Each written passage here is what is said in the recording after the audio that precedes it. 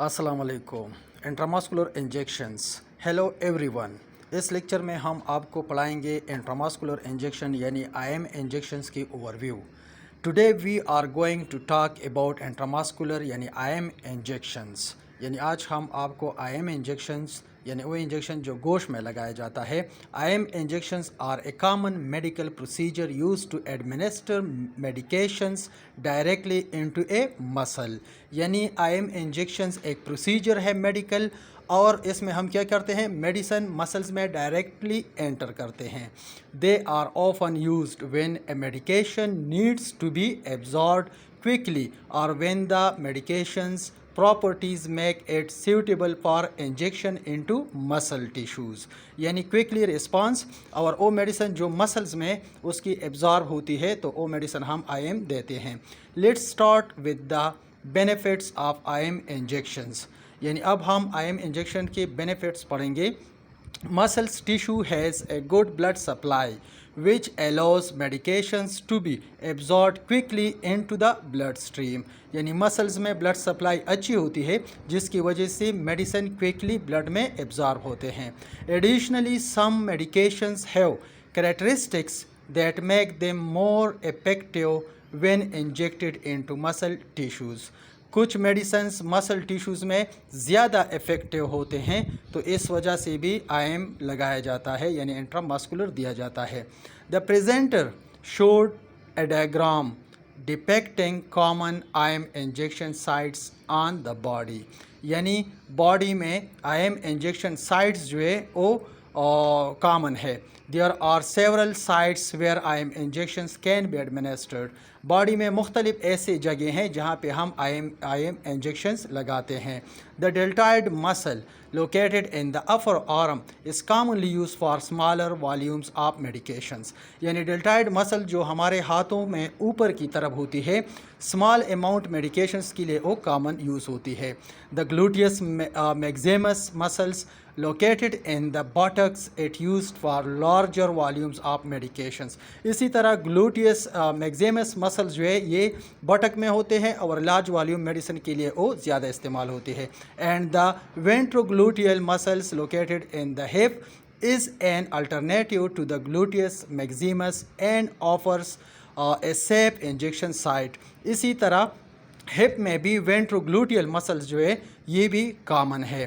Before administering an IM injection it's important to follow proper preparation procedures. यानी जब हम IM injections देते हैं तो उससे पहले प्रॉपर प्रोसीजर अपनाना चाहिए, स्पिरिट स्वैब वगैरह इस्तेमाल करना चाहिए। This includes washing hands to maintain hygiene, gathering supplies such as medication, syringe, needle, alcohol swab, and cotton ball, selecting an appropriate injection site based। ये सारे जो है ये वो तरीके हैं जो सेफ इंजेक्शंस के तरीके में इस्तेमाल होती है। Now let's move on to the process of administering an IM injection। They showed a step-by-step visual guide। यानी अब हम आपको step by step visual guides के साथ बताते हैं। First ask the patient to relax the muscle. यानी patients को इनिशियली स्टार्ट में ये कहना चाहिए कि मसल्स को डिले करे, सख्त ना करे। Then hold the syringe at a 90 degree angle and insert the needle swiftly. यानी फिर सिरेंज जो है वो 90 डिग्री जाविया पे हाथ में रखना है, पकड़ना है। Optionally you can full back on the plunger slightly to ensure no blood vessel is hit। जब आप इंजेक्शंस एंटर करते हैं, नीडल एंटर करते हैं तो उसको चेक करना चाहिए कि कहीं वो वेन में तो नहीं है, उसमें ब्लड आ रहा है कि नहीं। Slowly push the plunger to inject the medication into the muscle, और उसके बाद फिर प्लंजर को पुश करे और मेडिसिन एंटर करे।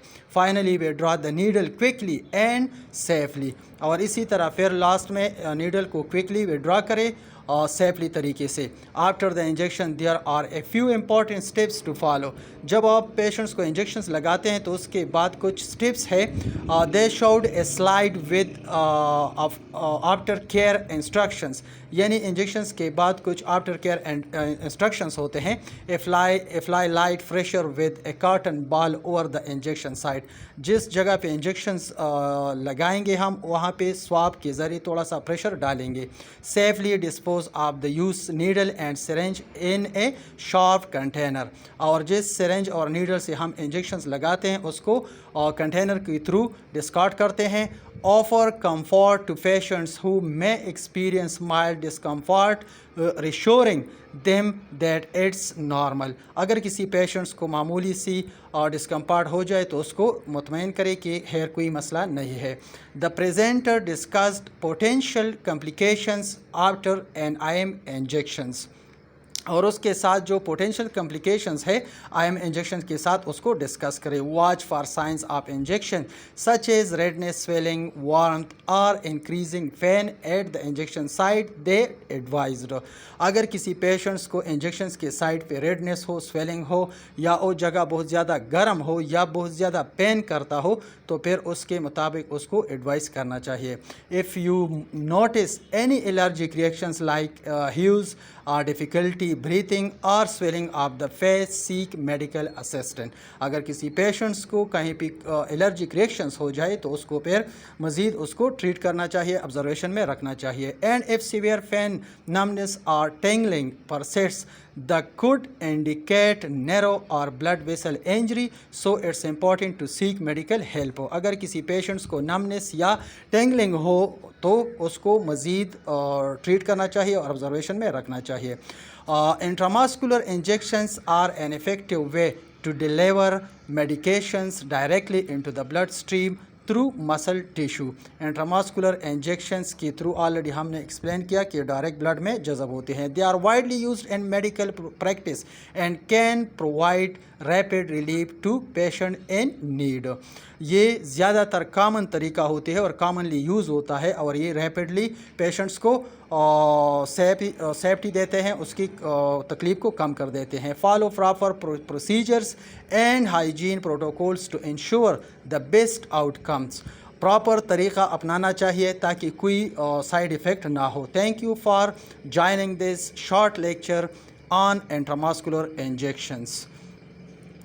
Feel free to ask any question you may have. Thank you ji. Assalam.